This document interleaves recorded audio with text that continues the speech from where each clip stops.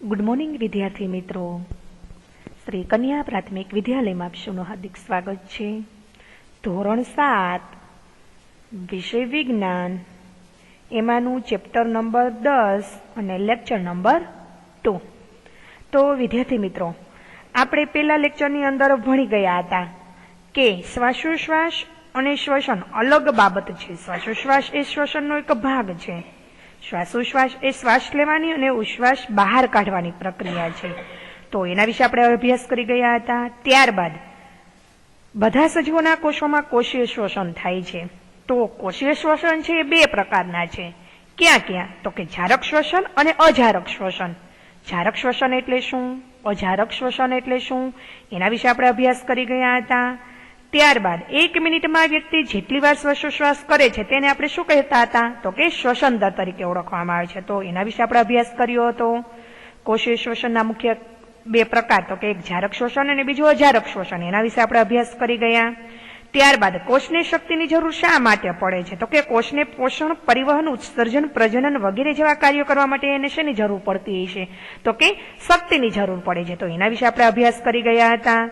ત્યારબાદ ઉરોદર પટલ એટલે શું, આપણે ઝડપી શ્વાસ ક્યારે લઈએ છીએ, આપણે ઉશ્વાસ દરમિયાન શું બહાર કાઢીએ છીએ, વનસ્પતિના મૂળના કોષો ક્યાંથી ઓક્સિજન મેળવે છે, એના વિશે આપણે અભ્યાસ કરી ગયા હતા.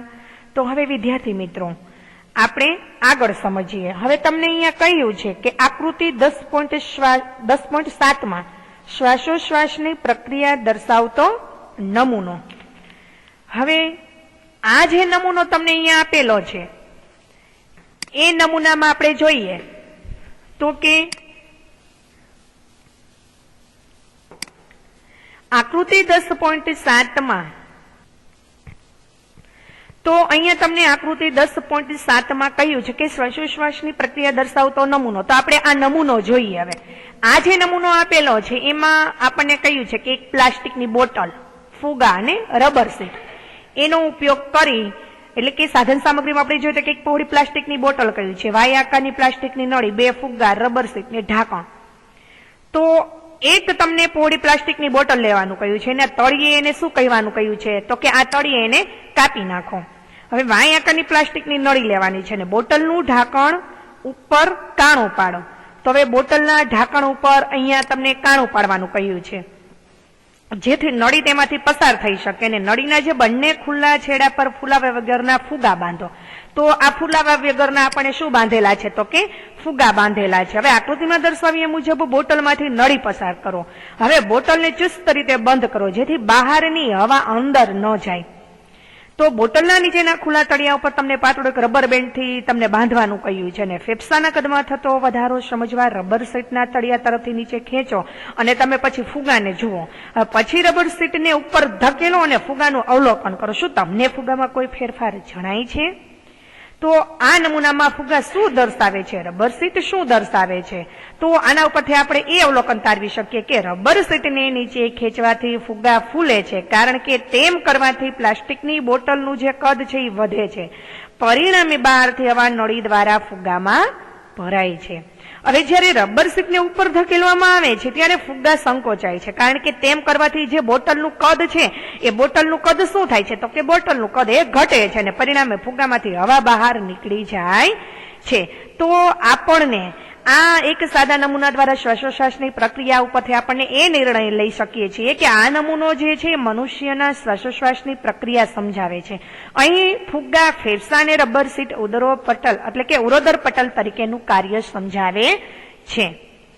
હવે વિદ્યાર્થી મિત્રો, આપણે આગળ જોઈએ. હવે તમને આગળ કહ્યું છે કે આકૃતિ 10.8માં, હવે તમને અહીંયા કહ્યું છે કે આકૃતિ 10.8માં કે બહાર કાઢેલી હવાની ચૂનાના પાણી ઉપર અસર. હવે તમને એમાં શું લેવાનું કહ્યું છે? તો કે નળી એટલે કે સ્ટ્રો અને ચૂનાનું પાણી. તો આમાં આપણે જોઈએ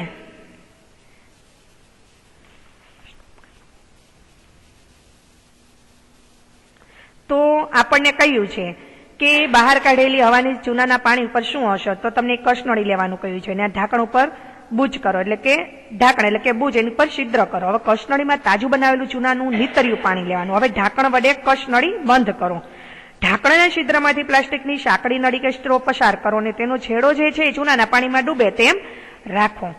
સ્ટ્રો દ્વારા અમુક સમય સુધી ફૂંક મારો. હવે ચૂનાના પાણીના રંગમાં કંઈ ફેરફાર લાગે છે તો આના ઉપરથી આપણે એ અવલોકન તારવી શકીએ કે ચૂનાનું જે રંગવિહીન પાણી છે એ કેવા રંગનું બને છે તો કે દૂધિયા રંગનું બને છે. હવે આમ થવાનું કારણ તો કે ફૂંક દ્વારા ઉશ્વસમાનો કાર્બન ડાયોક્સાઇડ વાયુ ચૂનાના પાણી સાથે રાસાયણિક પ્રક્રિયા કરી અને કેલ્શિયમ કાર્બોનેટ નામનો સફેદ અદ્રાવ્ય પદાર્થ બનાવે છે, જેને લીધે દ્રાવણ જે છે કેવા રંગનું બને છે તો કે દૂધિયા રંગનું બને છે. તો એટલા માટે ઉશ્વાસમાં કાર્બન ડાયોક્સાઇડ વાયુ રહેલો છે.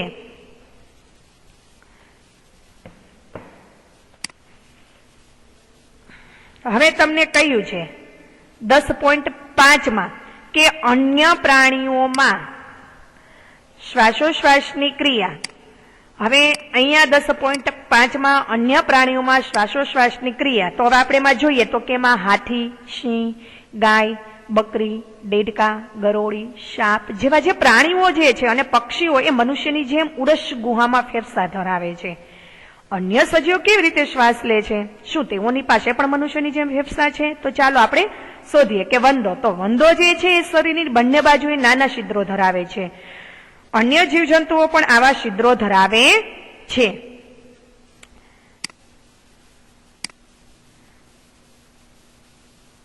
આ નાના છિદ્રોને શ્વસન છિદ્ર કહેવામાં આવે છે. શું કહેવામાં આવે છે તો કે શ્વસન છિદ્રો કહે છે.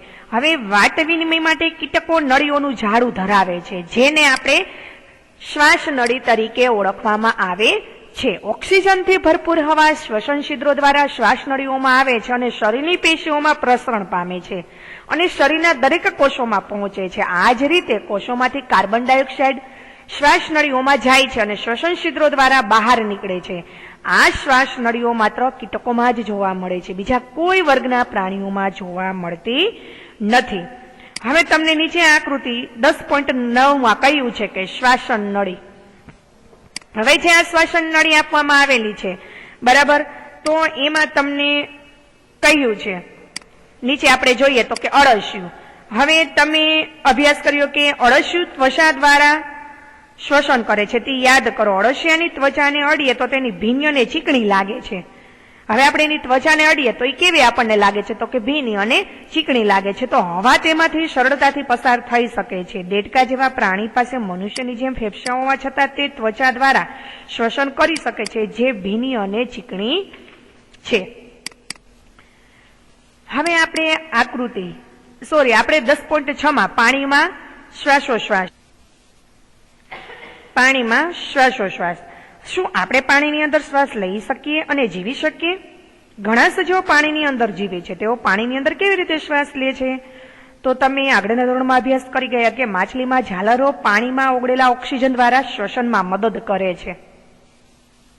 ઝાલરો અને બહારની તરફ નીકળેલી ત્વચા છે. તમને આશ્ચર્ય થશે કે ઝાલરો શ્વસનમાં કેવી રીતે મદદ કરે છે? ઝાલરો રુધિરવાહિનીઓથી સંકળાયેલી હોય છે, જેનાથી વાત વિનિમય થાય છે. તો તમને અહીંયા આકૃતિ આપવામાં આવેલી છે. આકૃતિ 10.10 તમને કહ્યું છે કે માછલીમાં શ્વસનાંગો.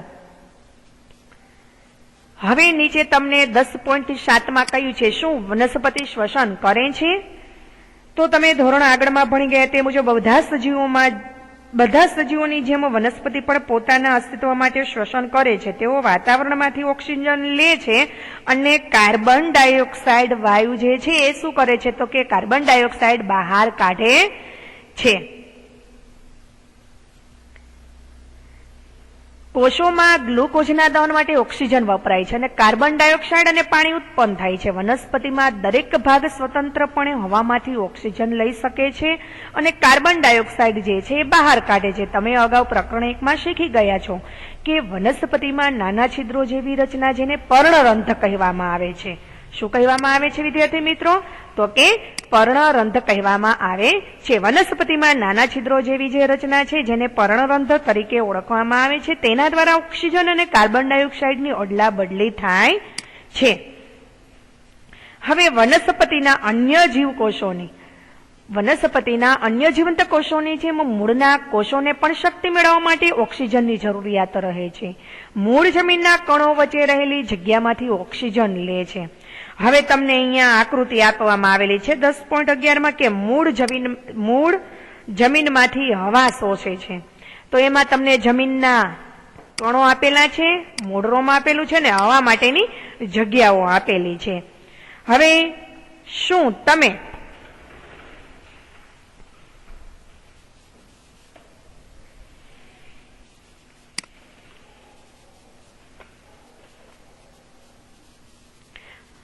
શું તમે અનુમાન લગાવી શકશો કે કુંડાના છોડને જો વધુ પાણી આપીએ તો શું થશે? આ પ્રકરણમાં તમે અભ્યાસ કર્યો કે શ્વસન એ આવશ્યક જૈવિક પ્રક્રિયા છે. બધા જ સજીવોને પોતાનું અસ્તિત્વ ટકાવી રાખવા માટે ની શક્તિ મેળવવા માટે શું જરૂરી છે? તો કે શ્વસન જરૂરી છે.